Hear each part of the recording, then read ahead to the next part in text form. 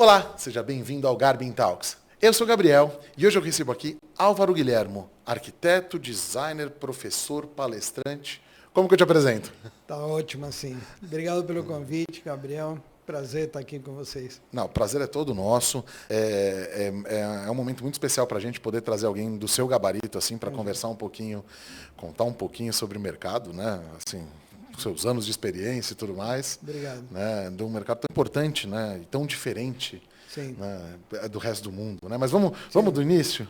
Vamos do se início. você quiser. Para contar um pouquinho para quem está nos assistindo. Quem é o Álvaro? Bom, eu nasci no Uruguai, em Montevideo, e fiz minha formação fundamental e básica lá.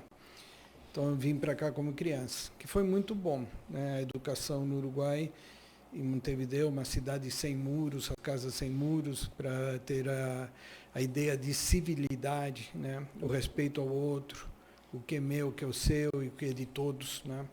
Legal. Então, não adianta você jogar um papel na calçada que o vento traz de volta, porque a casa Sem não dúvida. tem muro. Sem dúvida. E os limites, às vezes, de uma casa com outra é a grama que se estende. Então, são limites mais do respeito, dessa conscientização de que a cidade é feita por todos, né? Então, isso foi muito importante para a minha formação pessoal.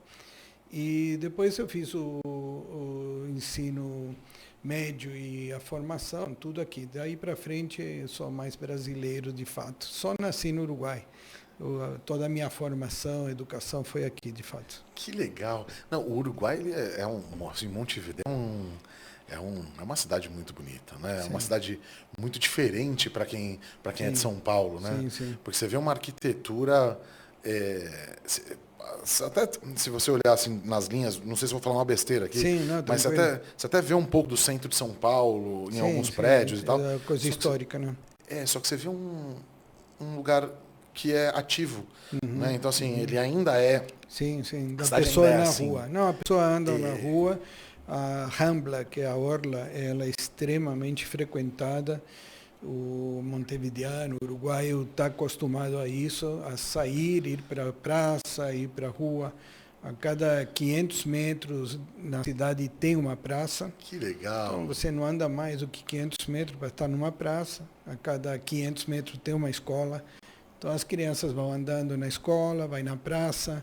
Isso muda tudo, né? Na concepção original da cidade de Montevideo, era uma cidadela, ou seja, uma cidade protegida por muros.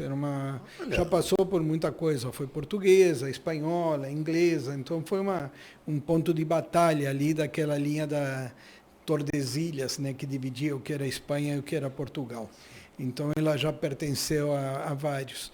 Mas sempre foi essa ideia de forte, uma cidade fortificada. Quando da libertação, né, da independência e da formação do país, se torna um país sem muros. Então, essa ideia da gente viver num lugar sem muros, ela é bem interessante. É muito importante. Você vê quando as crianças estão em resorts, alguns condomínios, né, fechados, né, que internamente não há muro, como as famílias vivem diferente, mais felizes, mais tranquilas, né? Então, isso daí foi importante, foi um choque, obviamente, chegar em São Paulo, o contraste disso. Mas eu cheguei na década de 70, numa época que eu morei por um tempo no Largo do Arouche, pouco tempo, depois eu logo mudei, e eu ia andando até... Na época era o Mapping, lá em frente ao Teatro Municipal. Sim. Andava aí pela 7 de abril, aos domingos a Praça da República era um local super frequentado, muito turista, feirinhas, né? Então o centro ali eu conheço bem de andar. A gente andava tudo isso sem o perigo que tem hoje, né? que esse é o maior problema da cidade hoje. Porque a cidade de São Paulo é bonita, tem um monte de referências, né, arquitetônicas, urbanas, que são interessantes de conhecer, mas essa dificuldade da gente andar livremente, né, é o que impede mais. Então esse foi o maior choque em relação ao que eu tinha vivido no Uruguai, né? Com 8 anos de idade, andar sozinho pelas ruas, né? E andar, você caminha muito, né? Sim. A cidade de São Paulo, o choque, ela assusta em qualquer idade, né? Não você pode vir com 8, com 10, com 30, porque ela realmente é uma cidade que assim, o fato dela ser uma cidade gigantesca, ela tem esses elementos que você falou, ela é uma cidade muito bonita, ela tem inúmeros pontos positivos, e ela tem os pontos de risco também. Né? A segurança realmente, assim, se a gente for até parar para avaliar, é um problema que ele é frequente em toda megalópole tão grande. Assim, né? Nova York vai ter os seus problemas com segurança também e tudo mais. A gente sabe que, dadas as proporções, né? Brasil e Estados Unidos, mas São Paulo tem um quê no centro dela que se perdeu mesmo, né? Na verdade, só isso daria um grande podcast.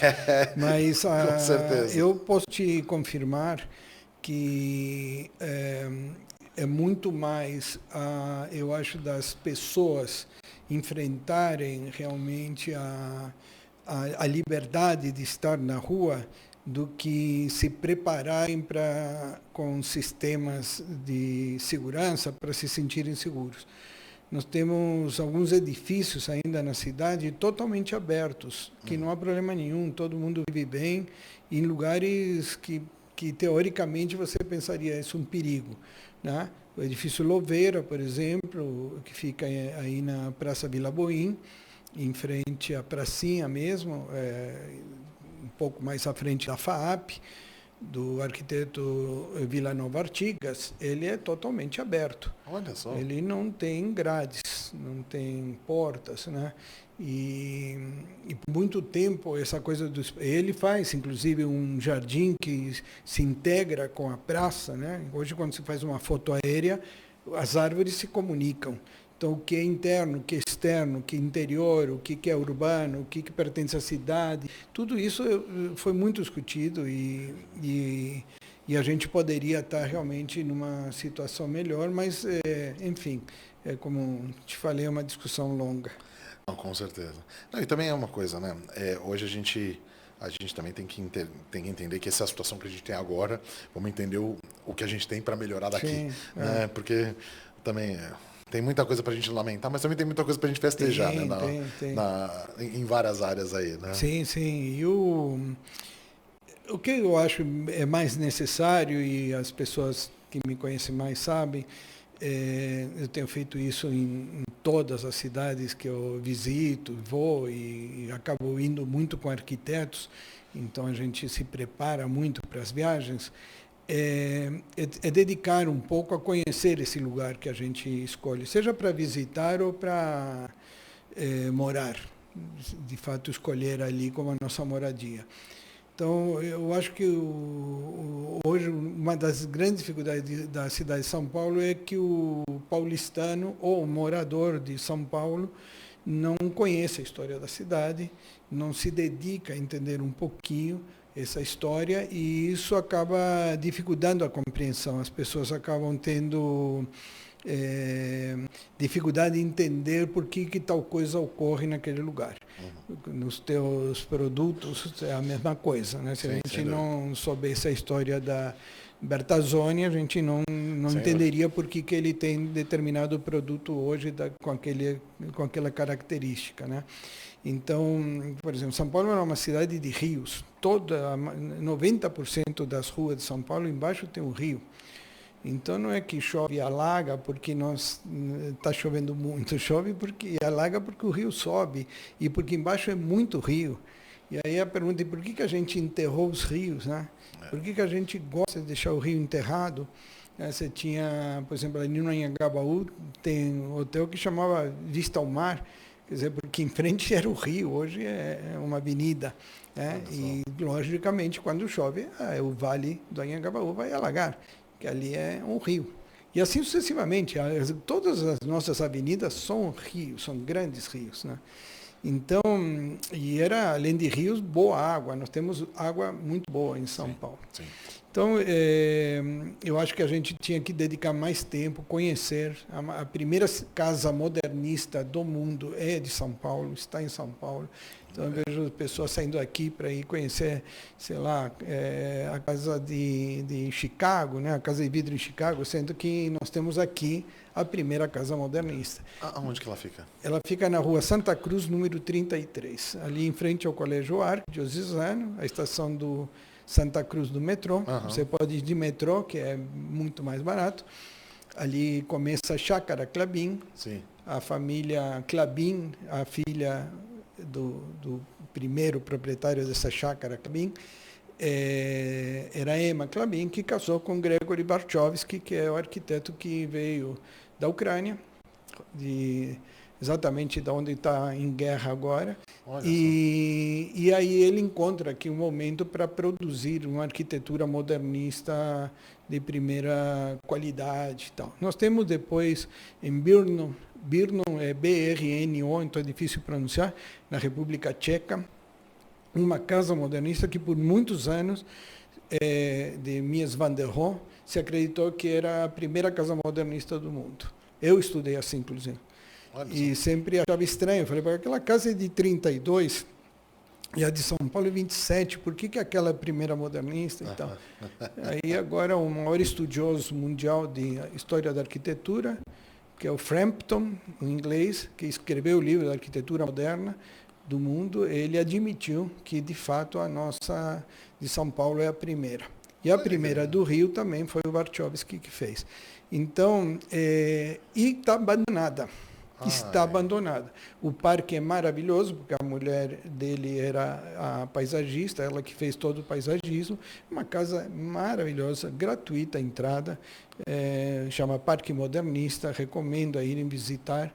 E logo do lado está o Museu Segal. Então, se você pegar assim para passear São Paulo, você não sai, não consegue ao longo de um ano visitar tudo que São Paulo tem para oferecer. O que falta é esse conhecimento, Isso é divulgar. verdade. Então, eu me estendi, fiz questão até para divulgar, para que as pessoas aproveitem sábado e domingo para ir visitar. E isso é maravilhoso. Mas você sabe que eu vou te contar uma coisa.